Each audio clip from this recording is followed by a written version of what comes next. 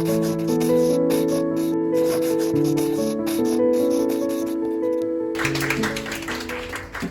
we'll just start with a very generic question. What inspired you to write this book and to write it in this way? So how did I get started writing this book? Well, when I was a kid, I grew up in Michigan. I was born and raised in Michigan. My parents had moved here from Taiwan in the 1960s. On my mom's cookbook shelf, like she had all of Fu Pei-mei's, 3-volume set. And when I was a kid, I would look through it and look at the pictures because they're like sort of technicolor and really crazy, and look at the recipes because I couldn't speak Chinese at the time. I could only read the English because the cookbook is bilingual. So I grew up knowing the cookbook. My mom would use it when she would make dishes for parties, but I didn't think very much about it until I actually studied abroad in Germany in college.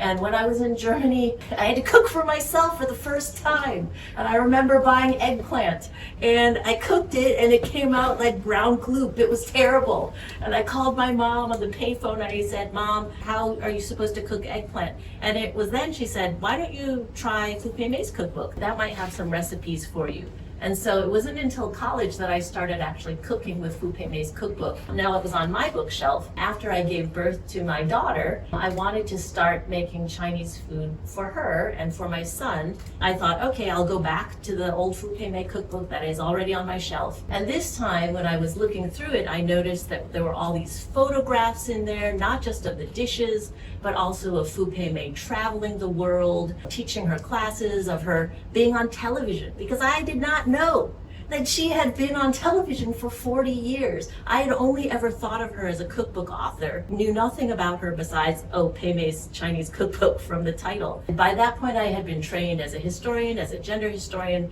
and there was one particular photograph of all these newspaper clippings that were all about Fu Pei-mei from all different countries of the world, clipped from her travels. And when I saw that photograph, I thought, maybe there's a paper trail. And if there's a paper trail, I'm a historian, I can follow that trail. So that's how I got started, and I thought, is it possible to write about this woman? What could I say? That's how I started pursuing this whole idea. And the more I learned about her, the more I thought, oh my God, this woman is awesome. She's been everywhere. She's met everyone. There were so many things that I knew that I could talk about. For me, it was never going to be exactly a biography of Fu Pei-mei. Even though the publisher wants to market it as a biography, that's fine. But I've always thought of it more as a biography of modern Taiwan. And actually, my point in writing this book is to introduce readers to all different aspects of modern Taiwan society, including its history, its civil war, economic development, tremendous change in women's social roles over the course of her career, because at the start of Fu Pei-mei's career in the 1950s, she was actually teaching all these housewives how to cook Chinese dishes. But by the end of her career in the 1990s, she has to shutter her cooking school because no one wants to learn how to cook anymore. They could just go out in the street and buy all this food and eat in restaurants, and there's just all these other ways for women to feed their families. They no longer need to know how to cook. So I just thought there's so many different aspects, from the media to gender roles, to international relations, all these different things that I can talk about. That's how it sort of became this multi-part, complicated thing. And one of the things that you touched on was the idea of food as a language or a medium of communication, of communicating history. Also, it has so many connections to other kinds of modern media, especially television, as you mentioned, but also print media in terms of its bilingual possibilities of translating between different cultures. At what point did you realize, wow, there were all these different connections between food itself as a medium, as well as all these other media forms? And how did you decide to kind of map all of these out in your project? Well, I don't know that it was a conscious choice. It was just a sort of like a snowball. It picks things up as it goes along. One of the things you mentioned that was really important to me was that be a book about family and about family relationships and about food, not just Chinese food as something delicious that people love to eat. For me, you can't have Chinese food without it being a family thing. I'm always telling my husband, if he would say, let's go out to Chinese, it was just the two of us before we had kids. I'd say, no, we can't go, not enough people. It's just 2 people wasn't enough to go out to eat. Like, I need a whole table. We need to order lots of dishes. Now that I'm a parent and I know what it takes to put food, a home-cooked meal on the table every night for my kids, even when they don't appreciate it, I know the cost in time and effort to like go grocery shopping, do the prep, do the cleanup, all that stuff. Thing that my parents did without thinking. We hardly ever went out to eat when I was a kid growing up in Michigan. They cooked all the time, every night, fresh dishes on the table for us. For me now, I know that's how they were communicating their love. A lot of families didn't necessarily say, I love you all the time or anything like that, but it's through the actions and through what they do for you. And it was so important to me that people feel and understand that part of what Chinese food means to me, and that it's not just these wonderful tasting dishes and aren't they great and everything like that. It is that, but I feel like for me it can't be just that. And then of course Fu Pei's life illustrates all of that so nicely with her own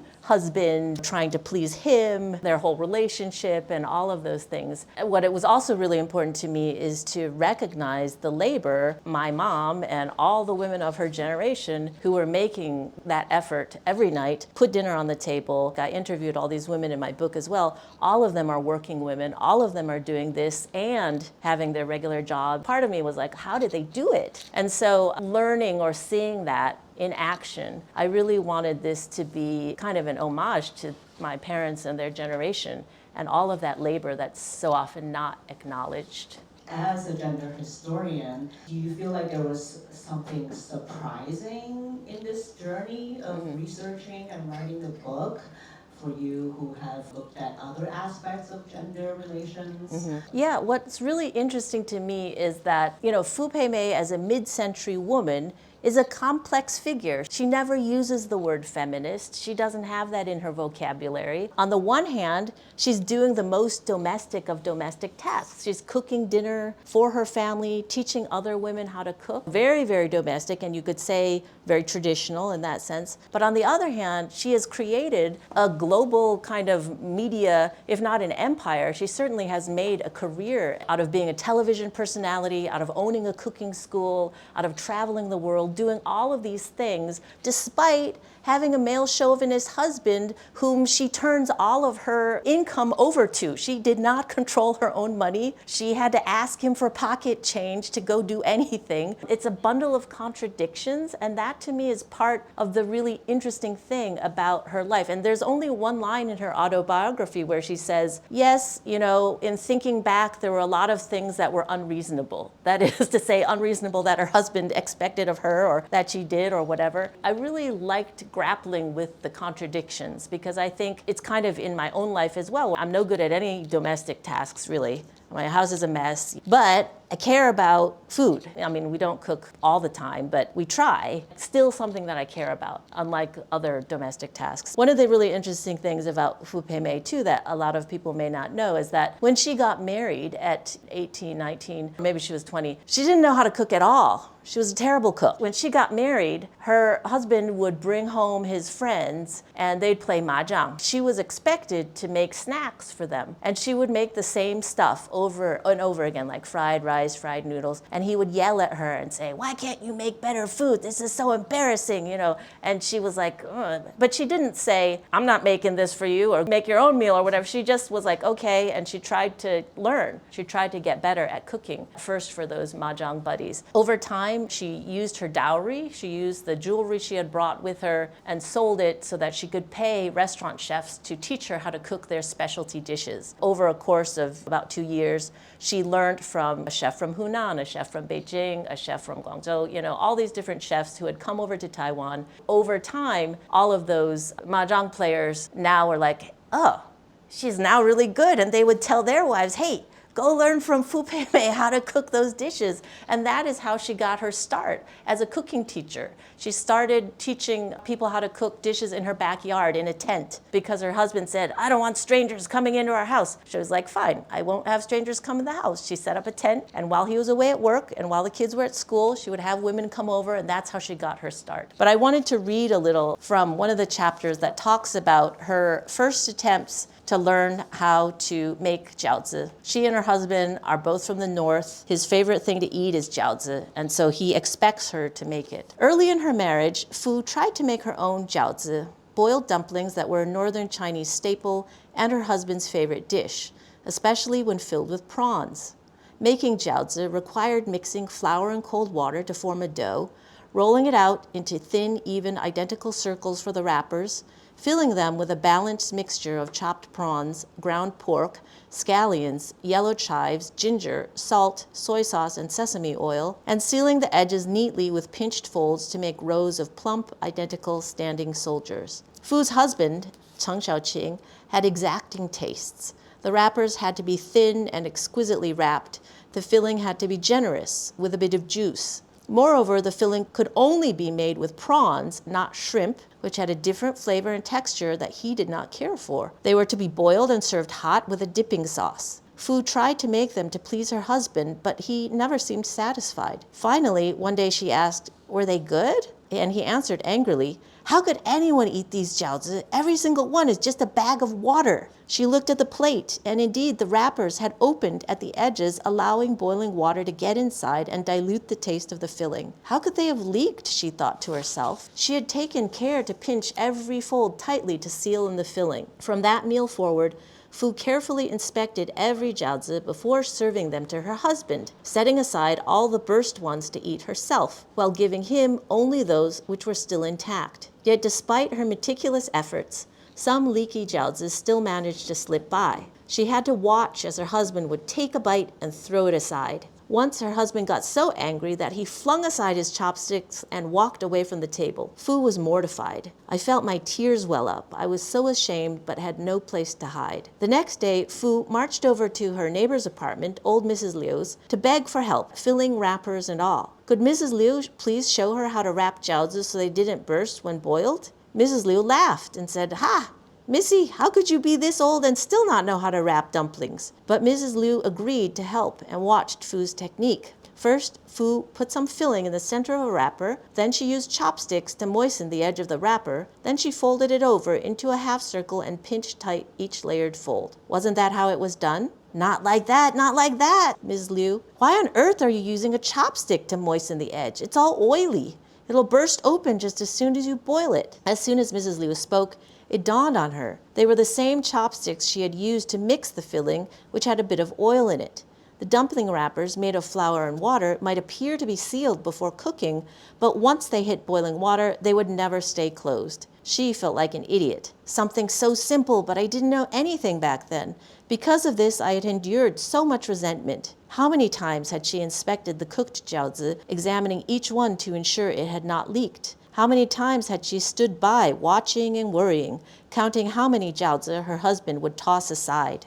As you work through the book, were there some conventional ways of thinking about identities that you found your book maybe challenging or disrupting? I really wanted to explain to people the complexities that Chinese, this monolithic category of Chinese identity that has been scapegoated and everything in the current climate and everything like that, that Chinese as an identity is so multifaceted and so complicated, that there's so many different ways to be Chinese and so many different people that might fall under that category or might even claim a different label for themselves. I didn't really go to Taiwan as an adult until I started writing this book in 2014. Because I didn't really go as a kid. I don't remember going back with my family at all. And when I went back in 2014, we went to the Taiwan History Museum in Tainan. Beautiful new museum, wonderful exhibits, beautifully curated. And they took us out to a fantastic lunch afterwards with all these specialty Taiwanese dishes, really local, really wonderful. Nothing I had ever eaten before. My parents are considered mainlanders and they don't eat Taiwanese food. Wasn't anything I ever ate. And I remember very distinctly one of the young men who was an assistant or curator or something saying, "I'm not Chinese, I'm Taiwanese." And that was the first time, I'd ever heard that so vocally presented. I thought, isn't there sort of this historic connection? And now I can understand why he's asserting a distinct Taiwanese identity that is different from a Chinese identity. I mean, in my mind, Chinese is capacious because to my mind, Chinese is not limited to simply the nation state of the People's Republic of China, but rather a much more larger cultural identity. and that it isn't something that maps onto the PRC map at all. That was a curious part that I knew I needed to incorporate and investigate in the book as well. For a lot of people from Taiwan who are Taiwanese, Fu Pei Mei is the ultimate mainlander. She's not Taiwanese at all. I remember another scholar of food studies not interested in Fu Pei Mei at all. It's just old school, kind of representing the nationalists and everything like that. And so as a historian, all of those things are interesting to me, of course, because it's complicated. It's not one pure thing, one whole other thing. We know that historical narratives are written with different perspectives and, with different intentions in mind. And so I try to do justice to all of that in the book by saying, well, there's a reason that some people would say, this is Taiwanese identity or this is Chinese or whatever, especially it's been more than 70 years since 1949. So a lot has changed. The kind of Taiwan that my mother grew up in the 1950s and 60s is different. And I have to explain that to my 84-year-old mother all the time. It's not like that anymore, Ma. Things have changed. Of course, people growing up in Taiwan now would not feel the same kinds of connections with China that my mother and father did. So I wanted to really explore those and try to explain those. Even though I make such an effort in the book, it's still really hard for people to distinguish between Chinese and Taiwanese. They call Fu Pei Mei a Taiwanese chef or a Taiwanese cook, which she is in one sense, but she isn't in another sense because she never used Taiwanese to describe her own cooking. It took her until the 80s, I think, to actually be writing a cookbook about Taiwanese food, even though she wasn't herself an expert in Taiwanese food. So anyway, I try to do justice to that in this. And one of the wonderful stories that came to me in the course of writing this book was that my university, they have like a little newsletter about research people are doing in the college or whatever. And so they wrote an article as I was in the midst of writing my book about what I was doing about Fu Pei Mei and everything. I got an email from a professor in the nursing school who said, "Oh, thank you for that article. That brought back a lot of memories. I used to watch Fu Pei Mei all the time when I was in Taiwan." And of course, anytime anyone would write to me, I always write back, "Could I interview you?" And I didn't know her at all or anything. She told me this amazing story that ended up being part of the book, really anchoring the chapter, not just the chapter, but really the whole book in a way, right? Giving it a kind of depth. She grew up in a family in Taiwan. Her family was Taiwanese. Her father was in jail. Her mom cleaned houses. Sometimes she and her siblings had to go clean houses as well. So they didn't have a lot of money. She remembered her biendang would be half empty and just noodles, and everybody else had nice stuff in their lunch boxes and stuff like that. She said that when she was in elementary school, the teacher made her stand up and told everyone in the class, "You all pay attention, grace will never amount to anything in life." Just really harsh and kind of terrible. And her memory of watching Fu Pei Mei as this young Taiwanese girl is not about the food. I mean, it is and it isn't, because she said that, she'd often come home and nobody would be home, and she would turn on the television and watch Fu Pei Mei, and she would watch her cook. And one of the things that drew her in was that every spoon had its place, every bowl had its place, everything was so organized. This woman was dressed so nicely, she spoke so calmly and so clearly, and she would make this food for her. And she just has that very distinct memory of watching her on TV. And to me, that was such a powerful moment and a powerful symbol of the distance between this young girl and Fu Pei Mei as a figure on television and kind of the impact and influence she might have. But for Grace, the nursing school professor, she said that seeing her on television just made her think to herself, someday I'm not going to live like this. Right? Someday I won't live in an apartment that has rats. Everything's chaotic, and people would come and knock on the door going after her father for his debts and all this stuff. She just knew from watching that TV program that she would have a different life. And that was such a powerful story about the influence of Fu Pei Mei as a televisual figure. It wasn't even really about the food, but about the feeling she gave people as this grandmotherly figure or a motherly figure that makes marvelous food for you and never a hair is out of place. It's a really interesting feeling that I think she gave to people. And that's why there's still so many people tell me all their good memories and how they remember or used her cookbooks or watched her on television. Again, it's that familial feeling. It's different from Julia Child. Julia Child didn't have any kids herself. She didn't project a kind of motherly air. And that's something that definitely was part of the cachet of Fu Pei Mei's, her familial projection of being like the perfect housewife. Because like you mentioned earlier, she really wanted to publish bilingually.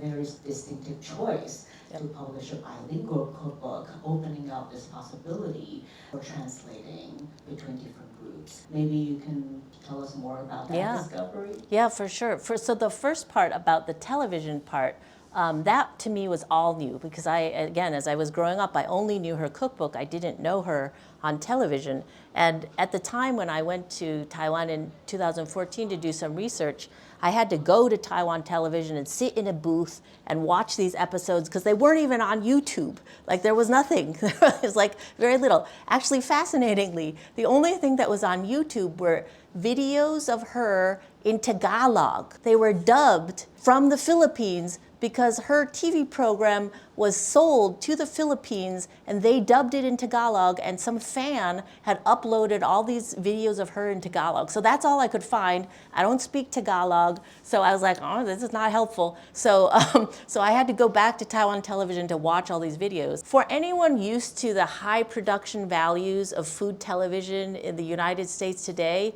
Fu Pei Mei's program looks very, very simple. Like it's like a wooden countertop. There wasn't a kitchen. It was all broadcast live. When she started in 1962, it wasn't really till the 80s that they started to record, so I could only watch episodes really from the 80s onwards. In 1962, when she first debuted on television in Taiwan, this is the start of the medium itself, there's no kitchen, no running water, no gas line. She cooked on a charcoal brazier, which is a clay bucket. You shove charcoal in it. That's how you cook, with your wok on top. Like, this boggles my mind. So she has to bring everything to the studio with her, all the food, all the dishes, soy sauce, the oil, the fish, everything, the cutting board, everything. And when she gets to the studio, she realizes she forgot her cleaver. So she's like, what do I do? This is the one most important element for cutting a fish is a cleaver. So the producer said, run to the cafeteria of the TV station, get a cleaver from the chefs there, and come back. So she ran over there, borrowed a cleaver from them. She's sawing at the fish. She's making like a squirreled fish. You have to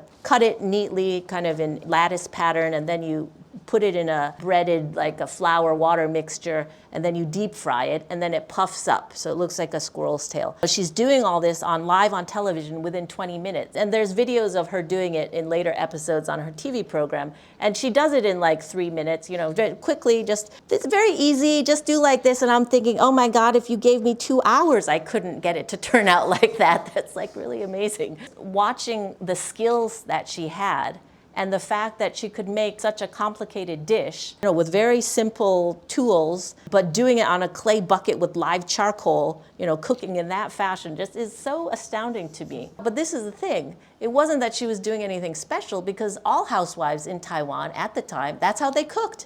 Gas was not prevalent yet. Right, let alone an electric stove or any other kind of thing. It was still, people sat in their alleyways cooking on these charcoal braziers. And it wasn't until really the 70s that gas became more ubiquitous and, other ways of cooking. And I talk about the arrival of the microwave and stuff like that. So all these different technologies. But that's one of the just fascinating things is what she's able to do. Just a cleaver and a, cutting board. Amazing hand skills. Thinking about her cookbook, like that's the other thing. So she not only can cook all these dishes, she also can speak very clearly. Her Mandarin is very good. She's from the north. The Nationalist Party, I'm sure, likes that, and they choose her because she can also speak Japanese because she's grown up in Dalian in occupied China.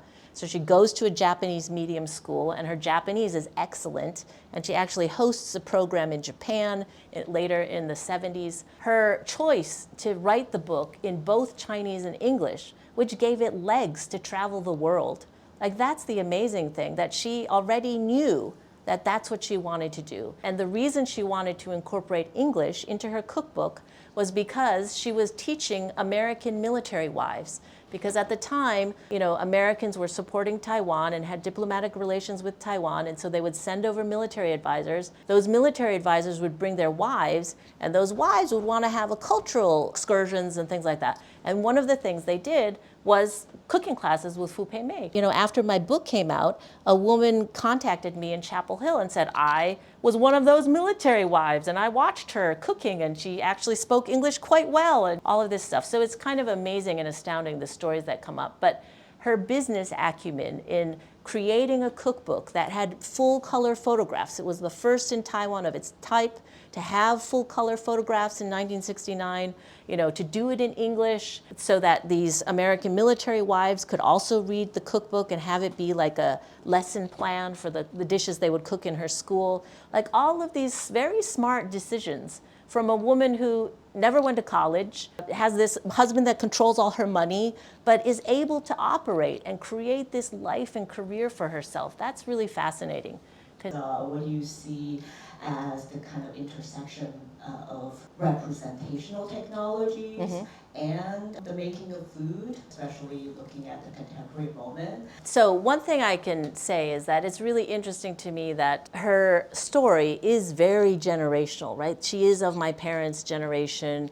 My father was born in the same year as her, kind of that particular post-war generation. Young people in Taiwan today, maybe under 30 or something, don't know who she is. They don't, she's like an old lady. Like young people in my class also do not know who Julia Child is. So, it's like the same kind of thing. But interestingly, in 2017, Taiwan Television put on a dramatic series about Fu Pei Mei's life based in part on her autobiography. So part of it is about kind of the story from her autobiography about how she learned to cook and stuff like that. But then there's this whole other completely fabricated fictional part of that television series in which her Taiwanese kitchen maid is part of that story, the fictional part. That Taiwanese kitchen maid has a grandson.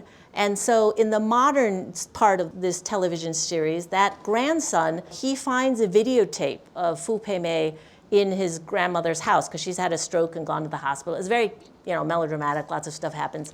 But anyway, and in the videotape, he's like, Fu Pei Mei, who is that? And so he finds out who she is, and then suddenly he's learning to cook, not from her TV program, but from watching her videos on his tablet, because now Taiwan Television has uploaded more than 700 episodes. You can all go look on YouTube to see her cooking all kinds of dishes. I love the way that series even kind of nods to the different generational experience. And so my curiosity is, can she ride it out? Can she continue to have that legacy in this world that is awash with thousands and millions and kinds of ways to learn how to cook Chinese food?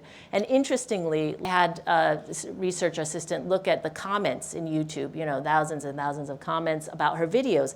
And you could tell lots of people or some viewers from mainland China did not know who she was. And they're like, who is this lady? Look at her pots, they're so old. She doesn't know how to cook. And I was like, oh, you don't know who she is. Like, you have no idea who this woman is. So I think it's really interesting to see, in the absence of any context, her videos can be played and people can just assume that this is someone doing it today when in fact it's from decades ago. I think we always have quite a short-sighted idea of where things come from. Or when I tell my daughter, like J.K. Rowling in Harry Potter, she uses a lot of elements that are in other fantasy novels that come before. And people always don't know about those things. So I think it is really interesting to kind of think about what are the connections and what are the things that people have learned and how has Chinese food changed?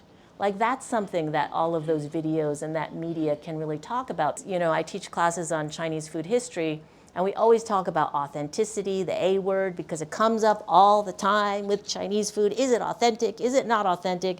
Is it like what you think is authentic, et cetera, et cetera? What is really powerful to me is that Fu Pei Mei as an example of how Chinese food has changed. Like when I went to Taiwan 2014, it was the 10th anniversary of her death, and they had like a commemorative event. Several different restaurants in Taiwan were offering dishes made in the style of Fu Pei Mei. And what was fascinating was how nostalgic it was. The way her daughter introduced her as recreating the tastes of our parents' generation. right? So there's a kind of way that isn't the way people eat today.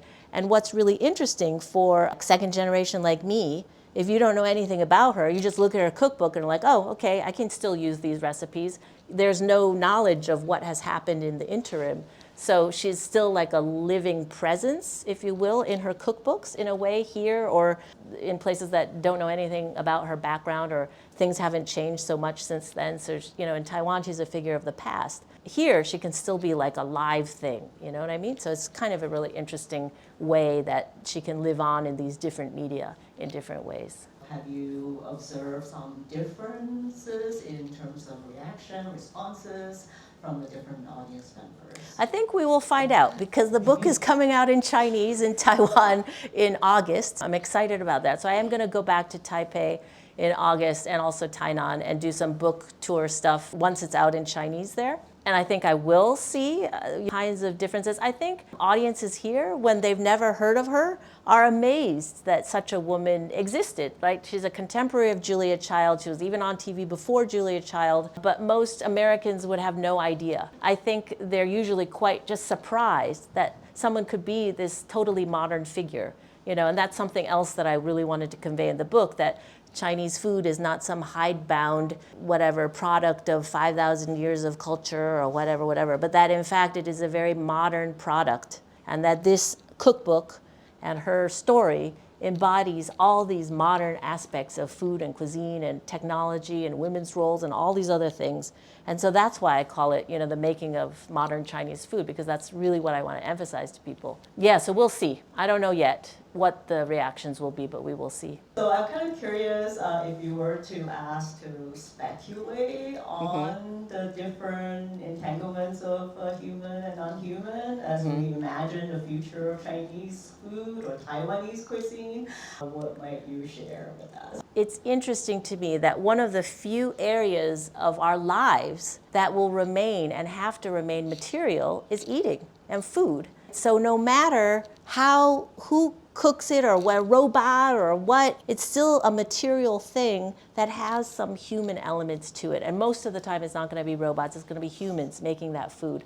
So even though all like 80% of your life maybe goes online or so many jobs might be taken away or whatever, still food making and food preparation, human hands probably are going to still be doing that work, right? So that's just a really interesting thing to me, even as all these new technologies come into play. Until a robot can taste, humans still have a role in the world because we're the ones that can still taste and still eat and enjoy and savor. It's a bodily thing. And that's one of the beauties of food, is that it is something that disappears, and that's what makes it a thankless task for moms or dads or whoever to put on the dinner table every night. But it is also just this wonderful, very human connection, because a robot can't do it. Well, certainly one of the things that really struck me through the story of Wu Pei Mei and her cooking is this immense amount of creativity that is possible in the making of food. I hope that we do retain that optimism when it comes to human creativity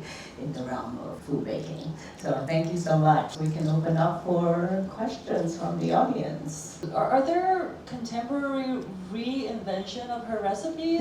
Are people engaging in reimagining what she was doing? I was wondering kind of the current landscape of it. Yeah, that's a great question. So her daughter in Taiwan is herself a cooking teacher and teaches cooking classes, and her son has worked in the realm of publishing and publishes her cookbooks and stuff like that. And so they're very much dedicated to keeping their mother's legacy alive, kind of like honoring the tradition. I just wrote an email to him because some reader wrote to me and wanted to put her recipes online through an app or something. And so I wrote to him and I'm like, are you okay with this? Do you want to communicate with this person? And he was like, no, I am not interested, because there's so many other ways to learn how to cook Chinese food. They don't need to use Fu Pei Mei's recipes and borrow her name and her fame. He wasn't interested in that at all. However, there are other people that have engaged. So there's a cookbook in Taiwan that kind of pays homage to her, his kind of interpretation of her recipes. Her daughter has put out her own cookbooks that kind of reimagine reimagine and reinterpret some of their favorite family dishes and stuff. There was a short-lived blog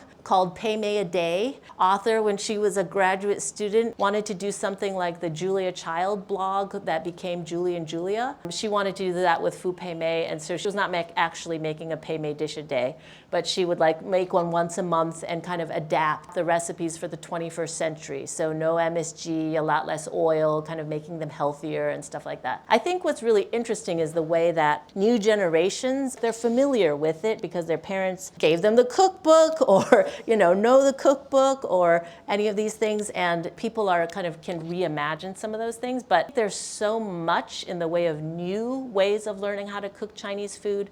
I do think that most people, certainly in Taiwan, it's more of a nostalgic thing if they know about her. But you see all these comments on blogs where people say, I still use that recipe. And my mom has cooked with those cookbooks for 20 plus years. You see a lot of the nostalgia for that, yeah.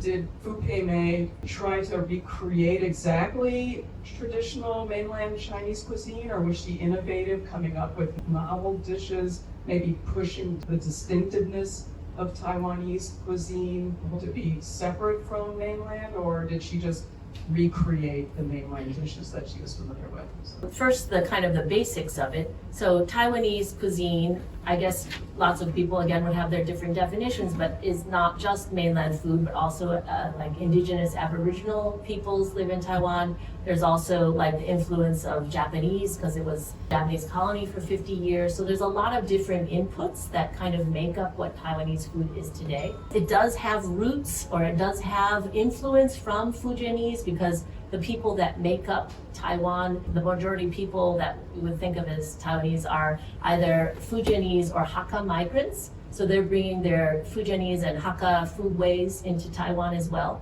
So it is a mix of all these different things, including mainland cuisines as well. But when you really ask, what is Chinese food? All these other questions about identity and belonging and region will naturally come up. I referenced Fan has written about this, the series A Bite of China, 舌尖上的中国, right? It's like a really nice kind of food series made by CCTV, gorgeous pictures, lavish photography, and of course they're going to claim Taiwan and Tibet and Xinjiang foodstuffs as Chinese food. In my mind, when I think about Chinese food, I don't necessarily think of Tibetan food or Xinjiang food or any of these things necessarily. So I think the question of what is Chinese food, do you count Singaporean food?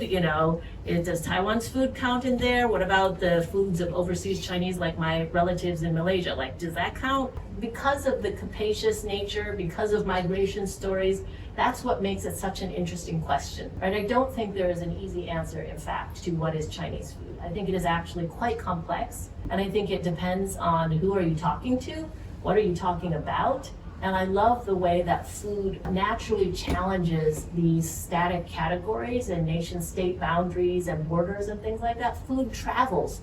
It travels with people. It changes over time. It naturally is a vehicle for pointing out historical change and pointing out like how nation-state boundaries do not determine our lives, right? That it's complicated. There's lots of things that can go on there. And that's part of the reason I really love talking about the food, because it's such a natural way to challenge some of these kind of received wisdoms, if you will. Like, did she make new things? Well, she did. I mean, you have to think, she claimed that she never repeated a dish.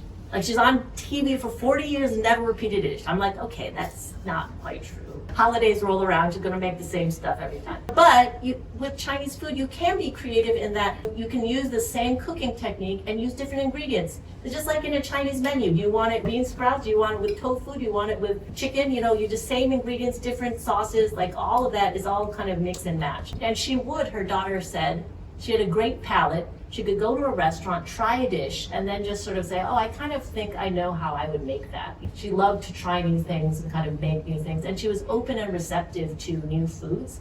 So some of the foods that she would even teach, even in the 60s, were American desserts, like chilled fruit milk or something like that, right? That was one of the recipes she shared. So she was very interested and curious about different kinds of cuisines, but she really did make her name on not the expert in just one regional Chinese cuisine, but knowing how to cook so many different kinds of regional cuisines. And that's especially compelling for Taiwan because in the post-war period, then all these migrants have come from all over China, everyone bringing their own regional dishes. And so that's partly why people were curious and interested, because they see their neighbors eating this delicious food. They're not their home style. But now you see how your neighbor eats and you want to eat some of that. Right? So that's why it's building the desire to learn all these different regional cuisines as well. She would say, I'm teaching you how to cook authentic, correct Chinese dishes. But she's also making up new stuff and welcome to new things. And she even would say things like, I want to help women learn how to cook quickly because they're all career women. They don't have time. Chinese food often takes a lot of time. Like some of those dishes, like you got to do it for days, or prep and all this stuff. Really interesting how we can talk about a lot of those things. There's one part that wasn't mentioned from the book, which is Hu Mei's role as a consultant for several food companies, developing things like Manhan Dachan noodles package, for example. These are processes of invention in many ways, in addition to Yeah, absolutely. That's right. Yep. She consulted for China Airlines. She worked with a Japanese fast food chain. She worked with frozen food companies. Very much the modern kind of food industry, processed food. So it's another fascinating aspect of her career. All days, all the women in the family who cook in the kitchen, and so that you can have a feast to have. Nowadays, some people will think, oh, okay, should we give up cooking? Should women fight for something else instead of just to spend so much time in the kitchen? You gotta train your partner to cook, or find a partner who does cook, is my solution to that. It's obviously not only a domestic chore that women can do. My father also cooked. In our house, he would always make the big production numbers, I would call them. He would make like Tongyou Bing and Mantou and Dosha Bao and Xiaobing and all these, anything floury based. So in my household or my family growing up, I always had a model of men and women cooking and cleaning. And he never just sat on the couch and didn't do anything or said, go to my mom, you go cook. I didn't realize that was so necessarily that unusual until you see in other places that's not the case at all. I would feel sad though if all of that went away, right? I would feel really sad if people no longer took the time to pour love into food, whether it's a man or a woman or whoever. And last but not least, just another round of applause for Professor